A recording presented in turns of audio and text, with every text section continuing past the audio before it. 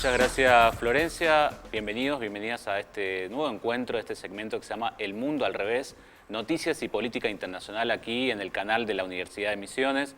Y venimos haciendo una cobertura no circunstancial, sino ya histórica con respecto a lo que sucede en Medio Oriente. Hemos tenido distintas notas a lo largo de este recorrido, de este segmento El Mundo al Revés. Y el tema Palestina siempre ha sido un tema que hemos abordado.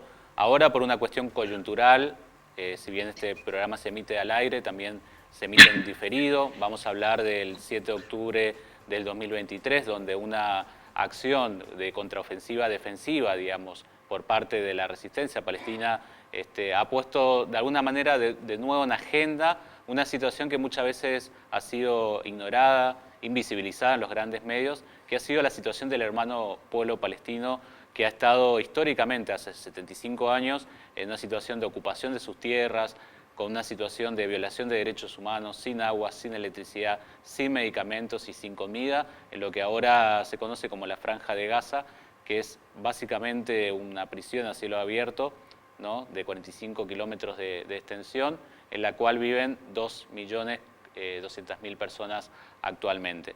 Esta es la situación histórica, por ahí para poner un marco a lo que ahora los medios están cubriendo.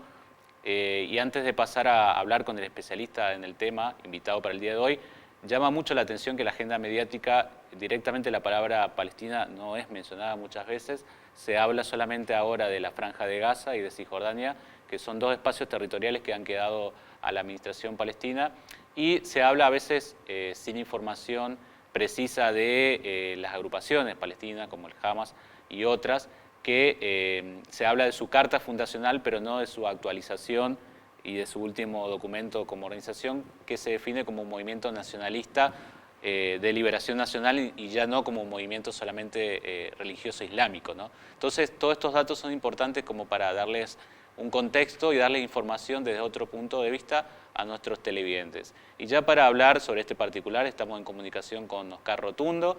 Él es editor del portal PIA Global, Periodismo Internacional Alternativo, un portal de noticias internacionales con el cual trabajamos. Te mandamos un saludo aquí desde los estudios de UNAM Transmedia.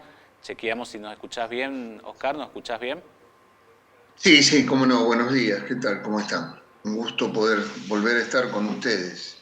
Buen día, Oscar. Para nosotros también un gusto, agradecer el tiempo que dedicás a nuestra producción, también decirte que vamos a enviar el material que aquí vamos a tener. Hacíamos un contexto de lo que ha venido sucediendo históricamente y para introducir entonces en ese sentido, por ahí nos gustaría charlar con vos, Oscar, que estás estudiando el tema, que están escribiendo en PIA, no solamente vos, sino también otros autores, por ahí un poco al dar algunos elementos, digamos, geopolíticos de en qué contexto se da esta contraofensiva defensiva, decía Fernando Esteche también hace poco en PIA Global, qué elementos políticos se están jugando y sobre todo qué podríamos esperar, ¿no es cierto? Porque precisando más la pregunta, se habla muchas veces de las acciones, ¿no?, de terrorismo o no terrorismo, pero no se está hablando de qué elementos políticos, digamos, se están jugando ahora en Medio Oriente y particularmente en el Estado de Israel. ¿Qué podríamos decir, digamos, de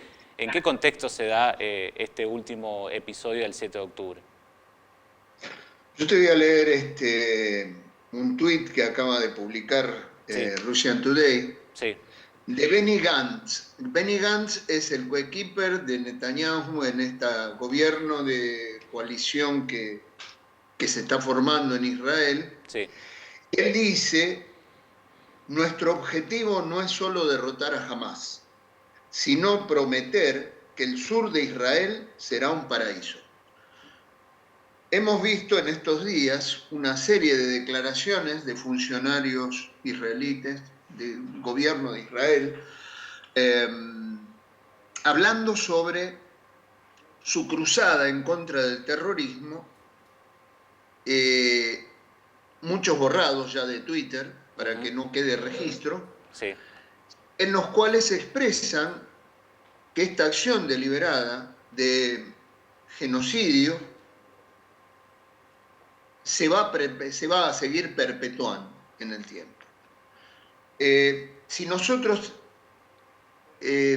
vamos a los registros históricos, podemos ver que para 1947 y 1948 aproximadamente, el 88% de la población que vivía en ese territorio era no judío. ¿Sí? 1.200.000 personas fueron expulsadas. Sí. Cuando ocurre lo que los palestinos denominan la tragedia, la Nakba, de ahí en adelante, en el proceso de descolonización, se había hablado de la existencia de dos estados, pero el único estado que en 1949 fue reconocido por las Naciones Unidas fue el Estado de Israel. De ahí en adelante, el exterminio ha sido constante. 75 años de ataques continuos, de exterminio continuo con distintos procesos, el proceso de Oslo, procesos de paz que trataban de articular esta situación, la guerra de los 6 días, en donde fueron invadidas los territorios palestinos que estaban bajo su control y han sido reducidos a dos instancias, la Franja de Gaza y el territorio de Cisjordania. Sí. Este tipo de cuestiones de avance de la estructura israelí sobre el territorio palestino ha tomado distintas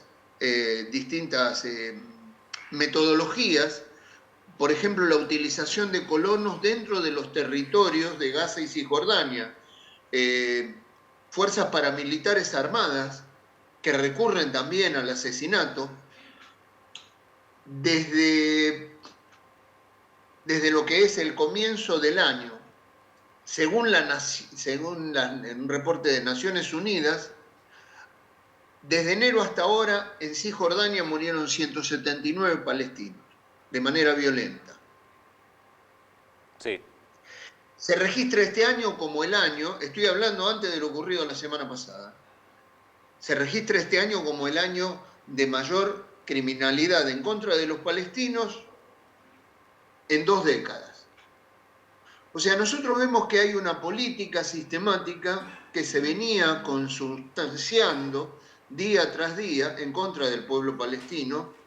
Era un proceso genocida constante que se iba extendiendo en el tiempo. Y ahora, a partir del sábado pasado, lo que ha ocurrido es que, por ejemplo, no solamente de los 22 hospitales han destruido completamente 2, sino, y aclaro, sabiendo de que los hospitales, desde el punto de vista de los códigos internacionales de guerra, son territorios que no pueden ser bombardeados, por eso están marcados con una cruz, están marcados en rojo y blanco, en todos los procesos de guerra. Sin embargo, han sido bombardeados. Se calcula, según datos extraoficiales, porque se hablan de la gente, se habla con la especulación de lo que ya más o menos se manejaba, que hay 500 muertos, pero sí, esa cifra, por lo que está ocurriendo, podría llegar a 1.000. Esto es sistemático. Naciones Unidas no ha hecho absolutamente nada para poder parar esta arbitrariedad con la que se maneja el Estado de Israel, y esta situación es una situación que ya se ha desbordado, primero por lo que dicen las autoridades israelíes, de que ellos van a continuar con esto como si nada ocurriera, dando excusas y tratando de justificar sus acciones, y por el otro lado, por el apoyo que está recibiendo el pueblo palestino de la zona árabe islámica, que eso no es un dato menor. Obviamente esta es una guerra, es como diría García Márquez, es la crónica de una muerte anunciada. Tarde o temprano se iba a llegar a niveles de confrontación de esta característica, y yo pienso de que esta escalada va a seguir profundizándose. Pero lo que no podemos permitir, bajo ningún punto de vista, es humanizar el genocidio. Es hacer la vista gorda, es ver cómo la prensa trata el tema de la masacre de niños como si se tratara de, no sé, la destrucción de bienes materiales, una cosa que no tiene comparación con lo que significa la vida humana. Estamos en un momento muy crudo en el que hay que sensibilizar a la humanidad para que este tipo de cosas no ocurran, no sigan ocurriendo. La única solución es el reconocimiento de los dos estados y el volver a la frontera de 1967 y el tratar de que obviamente, y calculo que en el marco del desarrollo de la multipolaridad esto se va a lograr, se pueda terminar con este estado de apartheid, que no solamente se refiere a los palestinos.